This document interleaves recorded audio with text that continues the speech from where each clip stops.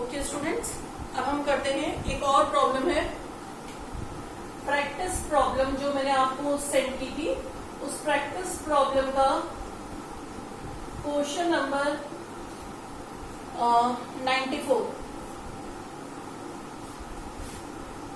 देखिए इसमें दिया है calculate normal freezing point, calculate normal freezing point, normal freezing point of a sample of seawater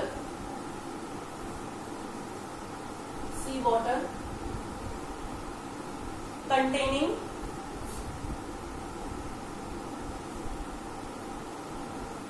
3.8% NaCl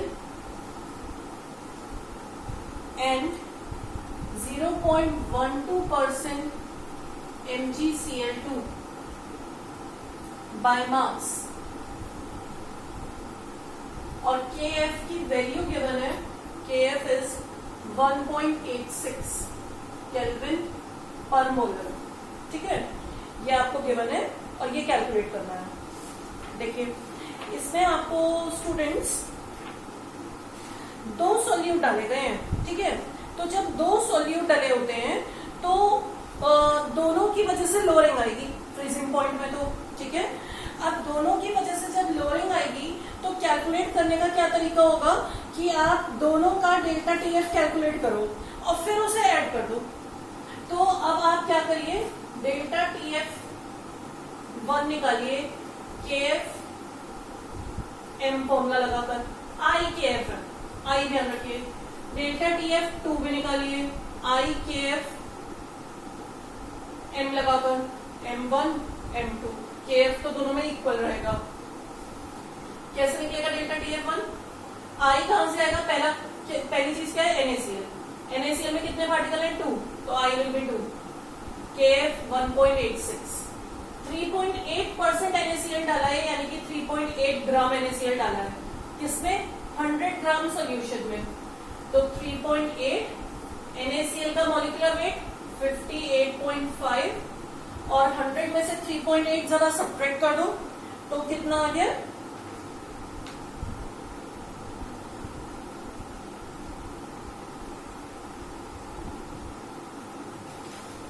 एक second, 100 में से 3.8, तो स्टूडेंट्स 100 माइनस 3.8 किया तो आ गया वेट ऑफ सॉल्वेंट। 100 माइनस 3.8, ये क्या हो गया? Weight of solvent. ये आ गया आपका 96.2। इसे केजी में रखना है तो ये कर दिया। यहां से क्या आ जाएगा आपका? Delta TF1। यहां से निकालो डेल्टा TF2। आई कितना रखोगे? MgCl2 के लिए 1 + 2 3, 1.86। कितने ग्राम डाला गया? 0.12% का मतलब हुआ 0.12 ग्राम इन 100 ग्राम, तो 0.12। MgCl2 का मॉलिक्यूलर वेट कितना होगा? मॉलिक्यूलर वेट 24 + 2 × 35.5, ये आ गया 24 +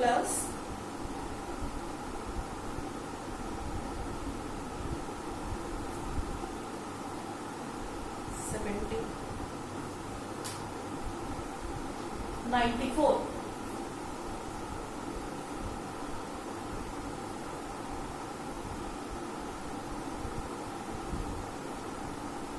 ठीक है, ये यहां रख देंगे मॉलिक्यूलर वेट। और वेट ऑफ सॉल्वेंट कितना हो गया? 100 माइनस 0.12, ये आ गया 99.88।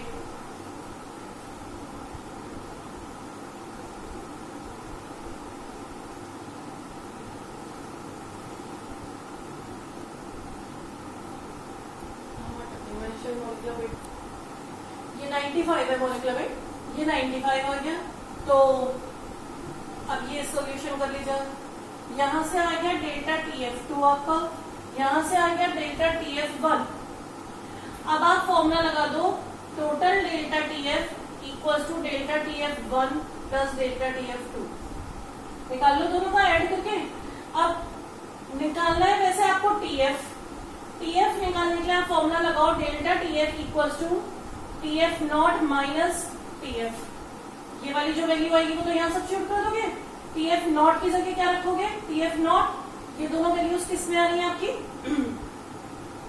केल्विन में आ रही है, तो ये आप रख दोगे सेल्सियस में रखना है तो 0 डिग्री सेल्सियस या 273 केल्विन, और यहां से टीएफ की वैल्यू कैलकुलेट कर लो। ठीक है, 273 केल्विन रख दो और यहां से कैलकुलेट कर लो, ये आ जाएगा आपका टीएफ। में से इसका आंसर आ जाना चाहिए आपका -2.59 डिग्री सेल्सियस, या आप 0 डिग्री सेल्सियस भी रख सकते हो। तो जब रखोगे आप 0 डिग्री सेल्सियस तो इतना आ जाएगा answer -2.59 degree Celsius.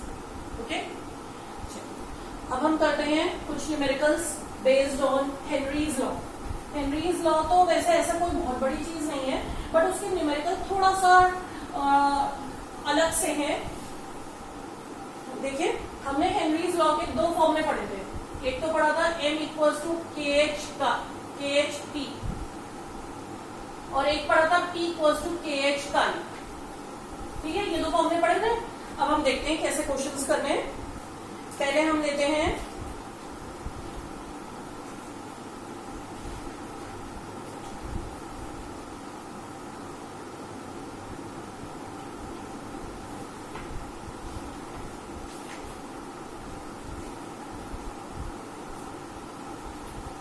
Question number 2.6 NCERT का ही है, ये भी Intex question.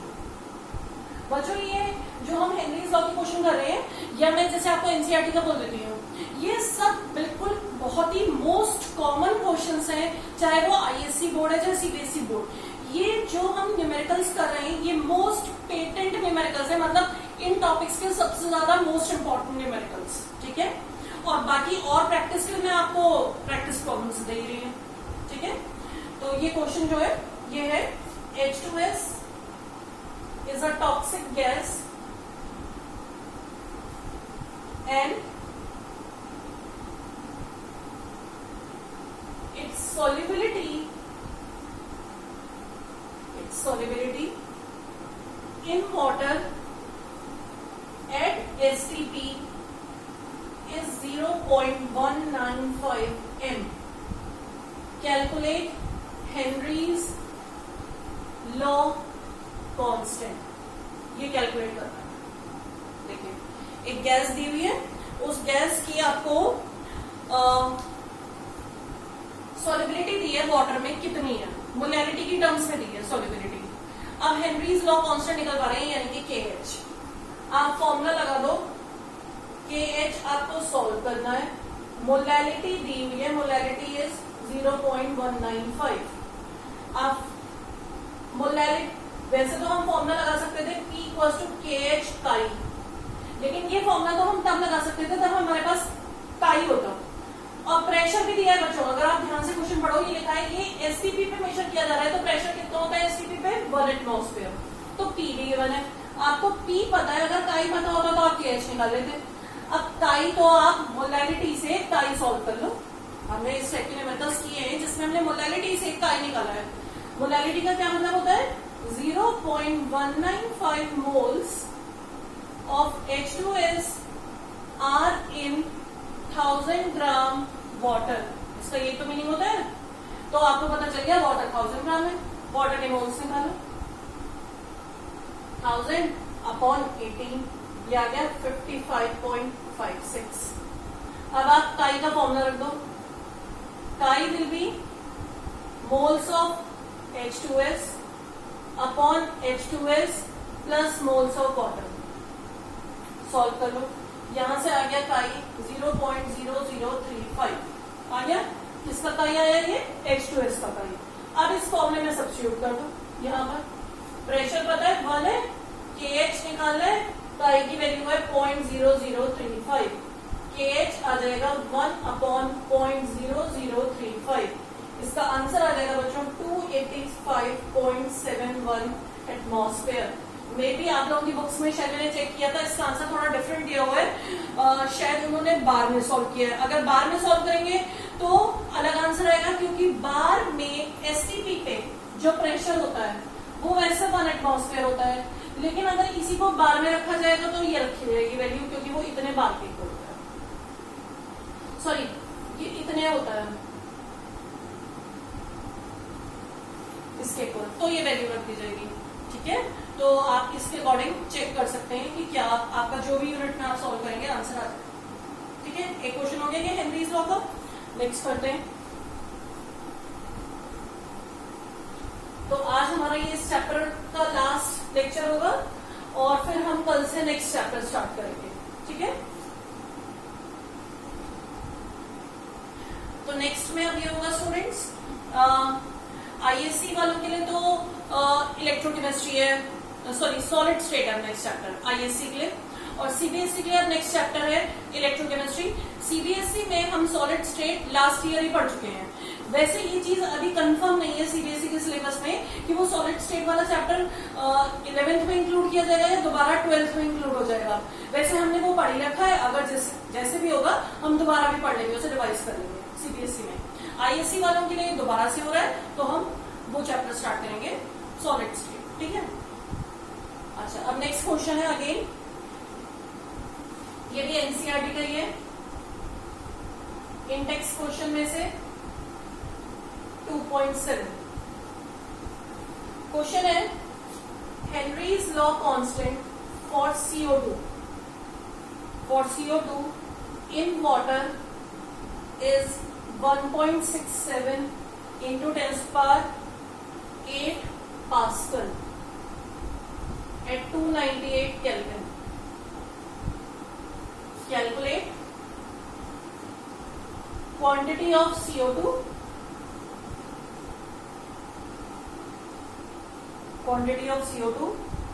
in 500 ml soda water when packed under 2.5 atmosphere CO2 pressure at 298 Kelvin। देखिए CO2 को सोडा वाटर में पैक करा गया है, CO2 की कितनी क्वांटिटी डाली जाए, प्रेशर अगर इतना हो। ठीक है, ये क्वेश्चन है आपका। अब आप देखिए आपको KH की वैल्यू गिवन है, ये आपको KH गिवन है, आप फॉर्मूला लगा दो P इक्वल्स टू KH काई। ठीक है, P इक्वल्स टू KH काई, आप ये फॉर्मूला लगाओ P इक्वल्स टू KH काई। अब आपको जो प्रेशर गिवन है वो तो गिवन है, सॉरी हाँ प्रेशर तो गिवन है ये एटमॉस्फेयर में देखिए, और KH की वैल्यू गिवन है पास्कल में, तो आपको यूनिट चेंज करना पड़ेगा, दोनों डालने सेम फॉर्मूले में। तो आप प्रेशर को चेंज कर लो पास्कल में। पास्कल में चेंज करने के लिए क्या करना होता है बच्चों, 2.5 को एटमॉस्फेयर को पास्कल में करने के लिए 1.0325 इंटू 10⁵ से मल्टीप्लाई करना होगा। ठीक है, इसे पास्कल में चेंज करने के लिए। तो अब आपका ये आ जाएगा 2.533 इंटू 10⁵ पास्कल। ये प्रेशर आ गया, इसे यहाँ रख दो 2.533 इंटू 10⁵। KH की वैल्यू है 1.67 इंटू 10⁸। काई आपको सॉल्व करना है, यहाँ से काई की वैल्यू आ गई 1.51 इंटू 10⁻³ काई क्या आ गया, मोल फ्रैक्शन किसका, CO2 का। ये CO2 के लिए तो करें, CO2 वाटर में डिसॉल्व है। आपको निकालनी है CO2 की क्वांटिटी जो 500 ml वाटर में डिसॉल्व की गई हो। तो पहले तो 500 ml वाटर को आप 500 ग्राम वाटर भी ले सकते हो बच्चों। कई बार आपको वॉल्यूम दी होती है, अगर वेट यूज करना है तो आप अपने आप एज्यूम कर लो डेंसिटी बने और वॉल्यूम को वेट मत लो। ठीक है, तो आपके पास 500 ग्राम वाटर हो गया, वाटर के मोल्स निकाल लो 500/18 कितने मोल्स आ जाएंगे, सॉल्व करके आ जाएगा 27.78। ठीक है, ये मोल्स आ गए। अब आप मोल फ्रैक्शन का फॉर्मूला लगाओ। मोल फ्रैक्शन क्या होता है, अगर मोल फ्रैक्शन ये CO2 का है, CO2 के moles upon CO2 plus water के मोल्स। मोल फ्रैक्शन की वैल्यू कितनी आ गई आपके पास 1.51 इंटू 10⁻³ मोल्स ऑफ CO2 आपको निकालने हैं और वाटर के मोल्स आपके पास हैं। इस इक्वेशन को जब आप सॉल्व करेंगे, सॉल्विंग दिस इक्वेशन, इसे सॉल्व करने का क्या तरीका होता है, जिनको कैलकुलेशन अपने आप करनी है स्टूडेंट्स, सीबीएसई वाले बैच के बोल रही हूँ मैं, आप हमेशा इक्वेशन को रेसिप्रोकेट कर दो, इसे रेसिप्रोकेट कर दो। कैसे रेसिप्रोकेट करोगे, 1/51 और ऊपर कर दो 10⁻³। ठीक है, 10⁻³ हो गया है और ये हो गया NCO2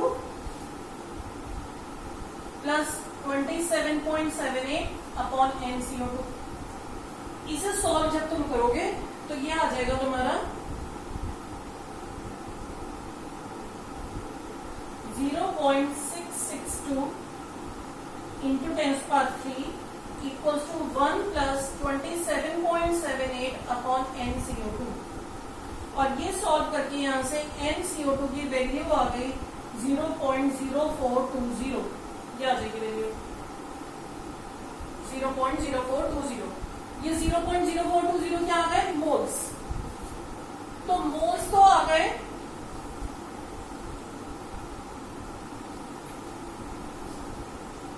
मोल्स आ गए CO2 के 0.0420। निकालना है वेट ऑफ CO2, तो वो कितना हो जाएगा, moles is weight upon molecular weight, तो इसे मॉलिक्यूलर वेट से मल्टीप्लाई कर दो 44 से, तो ये आ गया आपका लास्ट आंसर 1.848 ग्राम। ठीक है, आ गया 1.848 ग्राम। एक और न्यूमेरिकल करते हैं इसी का, हेनरीज लॉ गई।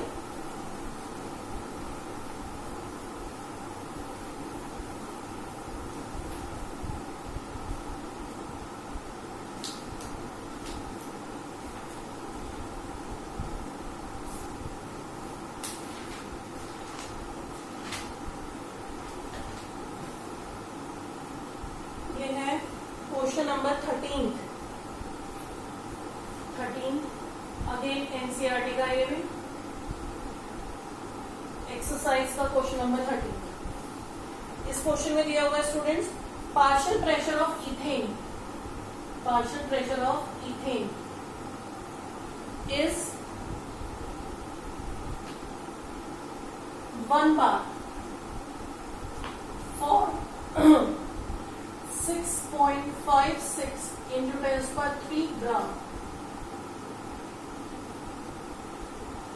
In solution. जब इसके इतने ग्राम डिजॉल्व है तो इसका पार्शियल प्रेशर इतना है। If solution contain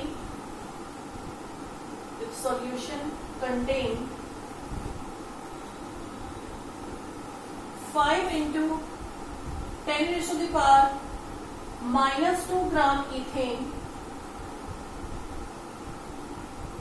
then what will be partial pressure? Then what will be partial pressure? ये है क्वेश्चन। ठीक है, तो हम क्या करेंगे, पहले हम फॉर्मूला लगा देंगे। देखिए अब की बार आपको मास गिवन है, मास, ठीक है, मास गिवन है। एक फॉर्मूला ये भी तो था m इक्वल्स टू KHP, तो आपकी बार मास गिवन है तो ये वाला फॉर्मूला लगा लो। तो मास तो आपका कितना है, फर्स्ट कंडीशन में 6.56 इंटू 10⁻³ KH नहीं पता, प्रेशर पता है 1 बार, तो KH की वैल्यू आ गई 6.56 इंटू 10⁻³। अब सेकेंड कंडीशन में फिर से मास पता है, फिर से यही फॉर्मूला लगा दो। मास तो दिया हुआ है 5 इंटू 10⁻², KH की वैल्यू यही वाली सब्स्टिट्यूट कर दो 6.56 इंटू 10⁻³ और प्रेशर निकाल लो, तो यहां से प्रेशर आ जाएगा 7.62 बार। हो गया क्वेश्चन। तो इस क्वेश्चन में हमने ये वाला फॉर्मूला क्यों लगाया, क्योंकि हमें मास गिवन था। इससे पहले ज्यादातर हमें क्या गिवन थी, सॉल्युबिलिटीज, तो हमने उसे टाइप के थ्रू सॉल्व कर लिया था। तो ये थोड़ा सा डिफरेंस है। वैसे हेनरीज लॉ के न्यूमेरिकल कम ही आते हैं, यही 3-4 न्यूमेरिकल है, इन्हीं की आप बार बार प्रैक्टिस कर लो तो हो जाएगा। ठीक है, तो बस ये आज इस चैप्टर का लास्ट लेक्चर हो गया स्टूडेंट्स। कल से हम सीबीएसई वाले ग्रुप के लिए स्टार्ट करेंगे इलेक्ट्रोकेमिस्ट्री और आईएससी के लिए स्टार्ट करेंगे सॉलिड स्टेट। ओके।